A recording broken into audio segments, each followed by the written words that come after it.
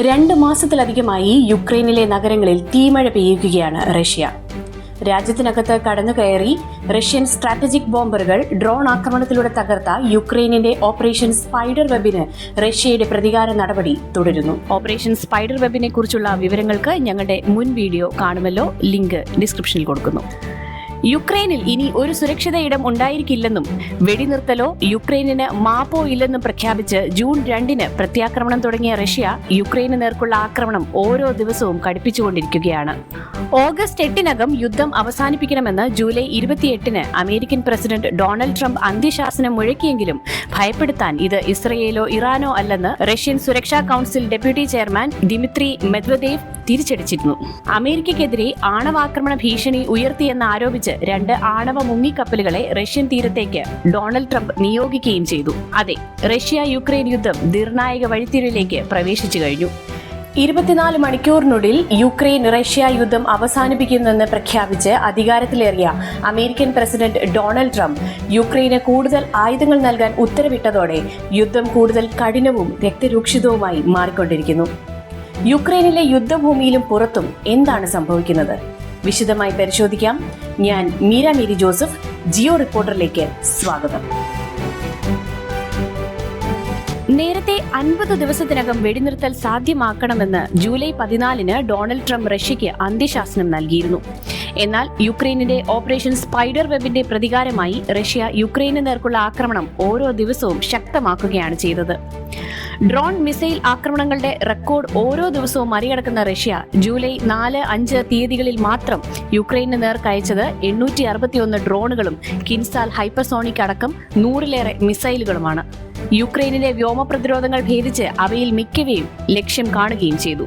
June മാസത്തിൽ 5438 ഡ്രോണുകളും 150-ലേറെ മിസൈലുകളും Russia യുക്രൈനു നേർക്ക് പ്രയോഗിച്ചെന്നാണ് ലണ്ടൻ ആസ്ഥാനമായ the institute of study of വാറിന്റെ കണക്കുകൾ. ജൂലൈ മാസത്തിൽ 6297 ഡ്രോണുകളും 198 മിസൈലുകളും റഷ്യ പ്രയോഗിച്ചു. തുടർച്ചയായുള്ള ആക്രമണങ്ങളെ തുടർന്ന് യുക്രൈനിന്റെ വ്യോമ പ്രതിരോധം ഏറെക്കുറെ നിർജീവമായി കഴിഞ്ഞു. വ്യോമ പ്രതിരോധ മിസൈലുകളുടെയും ലോഞ്ചറുകളുടെയും കുറവ് യുക്രൈനിലെ നഗരങ്ങളുടെ ഉറക്കം കെടുത്തുകയാണ്. മിസൈൽ ഡ്രോൺ ആക്രമണങ്ങൾ പതിവായതോടെ യുക്രൈൻ നഗരങ്ങളിലെ ജനങ്ങളിൽ പലരും രാത്രികളിൽ മെട്രോ സ്റ്റേഷനുകളുടെ ഭൂഗർഭ സ്റ്റേഷനുകളിലാണ് ചെലവഴിക്കുന്നത്. യുക്രൈനിലെ നഗരങ്ങൾ ഭയന്ന് വിറയ്ക്കുകയാണ്. അമേരിക്കയുടെയും റഷ്യയുടെയും ബലപരീക്ഷണത്തിനുള്ള വേദിയായി മാറിയ യുക്രൈൻ സർവനാശത്തിലേക്ക് നീങ്ങുകയാണ്. റഷ്യൻ ആക്രമണം ചെന്നെത്താത്ത ഒരു മേഖലയും ഇപ്പോൾ യുക്രൈനിൽ അവശേഷിക്കുന്നില്ല. യുക്രൈനിലെ വിദൂര മേഖലയിലുള്ള സൈനിക കേന്ദ്രങ്ങൾ, F-16, MiG-29 വിമാനങ്ങൾ സംഭരിച്ചിട്ടുള്ള എയർഫീൽഡുകൾ, ഹാങ്ങറുകൾ, ആയുധ ഫാക്ടറികൾ, സംഭരണ കേന്ദ്രങ്ങൾ, ഡ്രോൺ നിർമ്മാണ കേന്ദ്രങ്ങൾ, സൈനിക കമാൻഡ് കേന്ദ്രങ്ങൾ, മിലിറ്ററി ഇന്റലിജൻസ് കേന്ദ്രങ്ങൾ, ഇന്ധന സംഭരണ കേന്ദ്രങ്ങൾ, വൈദ്യുതി ഉൽപാദന വിതരണ കേന്ദ്രങ്ങൾ തുടങ്ങിയവയെല്ലാം റഷ്യ തിരഞ്ഞുപിടിച്ച് നശിപ്പിച്ചുകൊണ്ടിരിക്കുകയാണ്. കൂടാതെ ആയുധ നിർമ്മാണത്തിന് സഹായിച്ചേക്കാവുന്ന സ്റ്റീൽ ഫാക്ടറികൾ, മറ്റ് അനുബന്ധ വ്യവസായശാലകൾ തുടങ്ങിയവയെല്ലാം റഷ്യൻ ആക്രമണങ്ങൾക്ക് വിധേയമാകുന്നുണ്ട്. ഇതിനിടെ സിവിലിയൻ കേന്ദ്രങ്ങളും ആക്രമിക്കപ്പെടുന്നുണ്ട്. ഓപ്പറേഷൻ സ്പൈഡർ വെബ് നടപ്പാക്കിയതിൽ അമേരിക്കയ്ക്കും ബ്രിട്ടനും പങ്കുണ്ടെന്നാണ് റഷ്യയുടെ ആരോപണം. അതിനാൽ യുക്രൈനിനെ കഠിനമായി ശിക്ഷിക്കുന്നതിനോടൊപ്പം നാറ്റോയെയും യൂറോപ്യൻ യൂണിയനെയും റഷ്യ പരീക്ഷിക്കുക കൂടിയാണെന്നാണ് സൈനിക തന്ത്രജ്ഞരുടെ കണക്കുകൂട്ടൽ. തുടർച്ചയായുള്ള മിസൈൽ ഡ്രോൺ ആക്രമണങ്ങളിലൂടെ യുക്രൈൻ നഗരങ്ങളെ ആക്രമിക്കുമ്പോൾ തന്നെ സമ്മർ ഒഫൻസീവിന്റെ ഭാഗമായി എല്ലാ യുദ്ധമുന്നണികളിലും റഷ്യൻ സേന വൻ മുന്നേറ്റം തുടരുകയാണ്. ഡോൺബാസ് മേഖലയിലെ തന്ത്രപ്രധാനമായ ചാസിവിയാർ നഗരം 18 മാസം നീണ്ടുനിന്ന പോരാട്ടത്തിനൊടുവിൽ റഷ്യൻ സേന പിടിച്ചെടുത്തു കഴിഞ്ഞു. ഉയർന്ന ഭൂപ്രദേശമായ ചാസിവിയാറിന്റെ പതനം ഡോൺബാസ് മേഖലയിലെ യുക്രൈൻ പ്രതിരോധത്തെ തകർക്കുമെന്നാണ് വിലയിരുത്തൽ. ക്രിമസ്റ്റോവ്സ്ക്, സ്ലോവിയാൻസ് തുടങ്ങിയ നഗരങ്ങളിലേക്കുള്ള റഷ്യൻ മുന്നേറ്റത്തിന് ചാസിവിയാർ പതനം വഴിയൊരുക്കും. നിലവിൽ ഡോൺബാസ് മേഖലയുടെ 3/2 ഭാഗവും റഷ്യ പിടിച്ചെടുത്തു കഴിഞ്ഞു. യുക്രൈനിന്റെ കിഴക്കൻ മേഖലയിലെ റഷ്യ പിടിച്ചെടുക്കാൻ ലക്ഷ്യമിട്ട 4 പ്രവിശ്യകളിൽ ഒന്നായ ലുഹാൻസ്കിന്റെ സമ്പൂർണ്ണ നിയന്ത്രണം റഷ്യ പിടിച്ചെടുത്തു കഴിഞ്ഞു. അവിടെ നിന്നും ഡെനിപ്രോ മേഖലയിലേക്കും റഷ്യൻ സേന മുന്നേറ്റം തുടങ്ങിക്കഴിഞ്ഞു. ഒപ്പം മറ്റു 3 പ്രവിശ്യകളിലെ മുന്നണികളിലും മുൻപൊരിക്കലുമില്ലാത്ത വിധം കൃത്യമായ ധാരണയോടെ, അതായത് കോർഡിനേഷനോടെ റഷ്യൻ സേന മുന്നേറ്റം തുടരുകയാണ്. 2 വർഷത്തിലേറെയായി മരവിച്ചു കിടന്നിരുന്ന സപ്പോറേഷ്യയിലെ യുദ്ധമുന്നണി ആക്റ്റീവാക്കിയ റഷ്യ യുക്രൈൻ പ്രതിരോധം മറികടന്ന് മെലിറ്റോപോളിലേക്കും മുന്നേറ്റം തുടങ്ങിക്കഴിഞ്ഞു. ഡോണസ്ക് മേഖലയിലെ തന്ത്രപ്രധാനമായിരുന്ന പൊക്രോവ്സ്ക്, ബാഖ്മുത് മേഖലയിലെ കോസ്റ്റിയാന്റിനിവ്ക നഗരങ്ങളും പിടിച്ചെടുക്കാൻ റഷ്യൻ സേന അവസാനവട്ട ഒരുക്കങ്ങൾ പൂർത്തിയാക്കി കഴിഞ്ഞു. മാസങ്ങളായി ഇരു നഗരങ്ങളെയും 3 വശത്തുകൂടി വളഞ്ഞു കഴിഞ്ഞ റഷ്യൻ സേന പൊക്രോവ്സ്ക് നഗരത്തിൽ യുക്രൈൻ പ്രതിരോധം തകർത്ത് വൻ മുന്നേറ്റം നടത്തിയെന്നാണ് റിപ്പോർട്ട്. 1.5 ലക്ഷത്തിലേറെ സൈനികരെയാണ് റഷ്യ ഇവിടെ വിന്യസിച്ചിട്ടുള്ളത്. ബാഖ്മുത് മേഖലയിലെ ക്രിമറ്റോസ് നഗരത്തെയും വളഞ്ഞ റഷ്യൻ സേന ഈ മേഖലയിൽ 60,000 സൈനികരെയും വിന്യസിച്ചിട്ടുണ്ട്. യുക്രൈനിന്റെ വടക്കൻ മേഖലയിലെ സുമി മേഖലയിലും 1.5 ലക്ഷത്തിലേറെ സൈനികരെ റഷ്യ വിന്യസിച്ചിട്ടുണ്ട്. എന്നാൽ യുക്രൈനിന്റെ ഓപ്പറേഷൻ സ്പൈഡർ വെബിന് പിന്നാലെ ഈ മേഖലയിലെ മുന്നേറ്റം റഷ്യ നിർത്തിവെച്ചിട്ടുണ്ട്. മേഖലയിലെ 2 പ്രധാന റെയിൽവേ പാലങ്ങൾ യുക്രൈൻ തകർത്തതാണ് റഷ്യൻ മുന്നേറ്റം തടഞ്ഞതെന്ന് അഭ്യൂഹമുണ്ട്.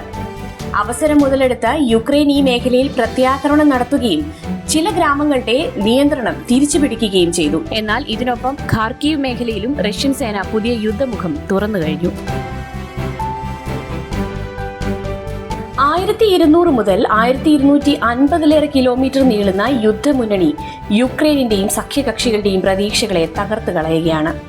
ഒട്ടേറെ മുന്നണികളിൽ ഒരേ സമയം യുദ്ധം ചെയ്യുന്നത് യുക്രൈനിന്റെ സൈനിക ശേഷിയെ ബാധിച്ചിട്ടുണ്ട്. പലയിടങ്ങളിലും പ്രതിരോധിക്കാൻ മതിയായ സൈനികരെ നിയോഗിക്കാൻ പോലും യുക്രൈനിന് സാധിക്കുന്നില്ല. സൈനികരുടെ കുറവിനെ മറികടക്കാൻ കൂടുതലായി ഡ്രോണുകളെ ആശ്രയിക്കുകയാണ് യുക്രൈൻ. ഫസ്റ്റ് പേഴ്സൺ ഡ്രോണുകൾക്കും അഥവാ FPVകൾക്കും ഫൈബർ ഒപ്റ്റിക് ഡ്രോണുകൾക്കും പുറമെ ഗ്രൗണ്ട് ഡ്രോണുകളും റോബോട്ടിക് ഡ്രോണുകളും എല്ലാം യുക്രൈൻ ഉപയോഗപ്പെടുത്തുന്നുണ്ട്. എന്നാൽ ഇതൊന്നും റഷ്യൻ സേനയുടെ മുന്നേറ്റത്തെ തടുത്തു നിർത്താൻ പര്യാപ്തമല്ല. മറുവശത്ത് റഷ്യയും ഇതെല്ലാം ഉപയോഗപ്പെടുത്തുന്നുണ്ട്. ഡ്രോണുകളെ തടയാനായി ഇലക്ട്രോണിക് വാർഫെയർ സംവിധാനങ്ങളും സൈനിക വാഹനങ്ങൾ കടന്നുപോകുന്ന വഴി നെറ്റ് ഉപയോഗിച്ച് സുരക്ഷിതമാക്കുന്ന ആന്റി ഡ്രോൺ ടണലുകളും എല്ലാം ഇരുകൂട്ടരും ഉപയോഗപ്പെടുത്തുന്നുണ്ടെങ്കിലും യുദ്ധഭൂമിയിലെ പ്രധാന സംഹാരകരായി ഡ്രോണുകൾ മാറിക്കഴിഞ്ഞു. അതിൽ റഷ്യ മേൽക്കൈ നേടുകയും ചെയ്തു. യുദ്ധഭൂമിയിൽ ഇരുവശത്തും മരണനിരക്ക് ആഴ്ചയിൽ 5000 കടന്നെന്നാണ് അമേരിക്കൻ പ്രസിഡന്റ് ഡൊണാൾഡ് ട്രംപിന്റെ നിരീക്ഷണം. യുദ്ധത്തിൽ സഖ്യകക്ഷികളുടെ പിന്തുണ ലഭിക്കാനായി നിർബന്ധിത സൈനിക സേവനത്തിന്റെ പ്രായപരിധി 18 വയസ്സായി യുക്രൈൻ താഴ്ത്തിക്കഴിഞ്ഞു. കൂടാതെ വനിതകളെ നിർബന്ധിത സൈനിക ചരക്ക് നീക്കത്തിന് നിയോഗിക്കാനും തുടങ്ങി. എന്നാൽ ഇതൊന്നും യുക്രൈനിന്റെ സൈനിക ക്ഷാമം പരിഹരിക്കാൻ പര്യാപ്തമല്ല. ലാറ്റിൻ അമേരിക്കയിൽ നിന്നും നാറ്റോ രാജ്യങ്ങളിൽ നിന്നുമുള്ള കൂലി പട്ടാളക്കാരുടെ സഹായത്തോടെയാണ് നിലവിൽ യുക്രൈൻ പോരാട്ടം തുടരുന്നത്. വെടിനിർത്തലിനുള്ള അമേരിക്കൻ നിർദ്ദേശം റഷ്യ നിരാകരിക്കുന്നത് അമേരിക്കയെയും യൂറോപ്പിനെയും പ്രതിസന്ധിയിലാക്കുന്നുണ്ട്. യുദ്ധഭൂമിയിൽ വൻ മുന്നേറ്റം തുടരുന്നത് വെടിനിർത്തൽ ചർച്ചകളിൽ റഷ്യയ്ക്ക് അപ്രമാദിത്യം നൽകുന്നുമുണ്ട്. തങ്ങൾക്ക് അനുകൂലമായ തീരുമാനങ്ങൾ ഉണ്ടായാൽ മാത്രമേ സമാധാന ചർച്ചകൾക്ക് പ്രാധാന്യമുള്ളൂ എന്ന നിലപാടിലാണ് റഷ്യ. യുദ്ധത്തിന് പിന്നാലെയുള്ള ഉപരോധങ്ങൾ റഷ്യൻ സമ്പദ് വ്യവസ്ഥയെയും ആയുധ നിർമ്മാണ രംഗത്തെയും തകർക്കുമെന്നായിരുന്നു അമേരിക്കയുടെയും നാറ്റോയുടെയും കണക്കുകൂട്ടൽ. എന്നാൽ ഉപരോധങ്ങളെ മറികടക്കാൻ വഴികൾ കണ്ടെത്തിയ റഷ്യ ആയുധ നിർമ്മാണത്തിനാവശ്യമായ ചിപ്പുകളും മറ്റ് ഘടകങ്ങളും ശേഖരിക്കാൻ വഴികൾ കണ്ടെത്തി കഴിഞ്ഞു.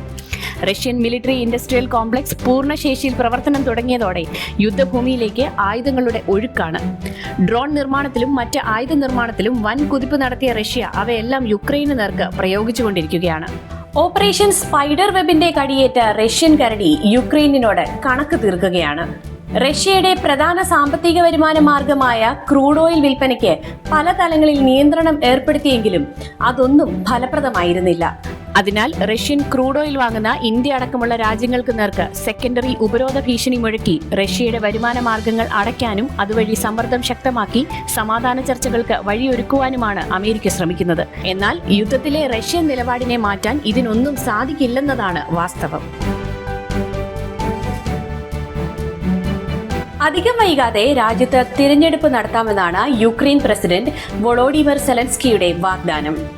സർവേ കണക്കുകളിൽ പിന്നിലാണെങ്കിലും വീണ്ടും തിരഞ്ഞെടുക്കപ്പെടുമെന്നാണ് സെലൻസ്കിയുടെ പ്രതീക്ഷ. എന്നാൽ ജൂലൈ 22-ന് അഴിമതി നിരോധന ഏജൻസികളെ നിയന്ത്രിക്കാനുള്ള സെലൻസ്കിയുടെ നീക്കം യുക്രൈനിൽ കടുത്ത ജനകീയ പ്രക്ഷോഭത്തിന് കാരണമായിരുന്നു. തലസ്ഥാനമായ കീവ് അടക്കം 17 നഗരങ്ങളിൽ ജനങ്ങൾ പ്രതിഷേധവുമായി രംഗത്തിറങ്ങിയതോടെ അഴിമതി നിരോധന ഏജൻസികളെ നിയന്ത്രിക്കാനുള്ള ബിൽ 2 ദിവസത്തിനകം ഉപേക്ഷിക്കാൻ സെലൻസ്കി നിർബന്ധിതനാവുകയും ചെയ്തു. സ്വന്തക്കാരെ രക്ഷിക്കാനാണ് സെലൻസ്കി അഴിമതി നിരോധന ഏജൻസികളെ നിയന്ത്രിക്കാൻ ശ്രമിച്ചതെന്നാണ് സൂചനകൾ. റഷ്യയുടെ കടുത്ത ആക്രമണം തിരഞ്ഞെടുപ്പ് വൈകിപ്പിക്കാനോ സെലൻസ്കിയുടെ പരാജയത്തിനോ കാരണമായി തീരും. കൂടാതെ യുദ്ധമുന്നണികളിലെ റഷ്യൻ മുന്നേറ്റം യുക്രൈൻ പ്രതിരോധത്തെ ഓരോ നിമിഷവും നിർമ്മലമാക്കുകയാണ്. അധികം വൈകാതെ യുക്രൈൻ പ്രതിരോധം ആകെ തകർന്നടിയാനും സാധ്യത ഏറെയാണ്. റഷ്യൻ തിരിച്ചടിയെ നിങ്ങൾ എങ്ങനെ വിലയിരുത്തുന്നു? നിങ്ങളുടെ അഭിപ്രായങ്ങളും നിർദ്ദേശങ്ങളും കമന്റ് ബോക്സിൽ രേഖപ്പെടുത്തുമല്ലോ. ഞങ്ങളുടെ വാർത്തകൾ നിങ്ങൾക്ക് ഇഷ്ടപ്പെടുന്നുണ്ടെങ്കിൽ ചാനൽ സബ്സ്ക്രൈബ് ചെയ്യാനും സുഹൃത്തുക്കൾക്ക് അയച്ചു കൊടുക്കാനും മറക്കരുതേ. മറ്റൊരു വീഡിയോയുമായി വീണ്ടും കാണാം. നന്ദി.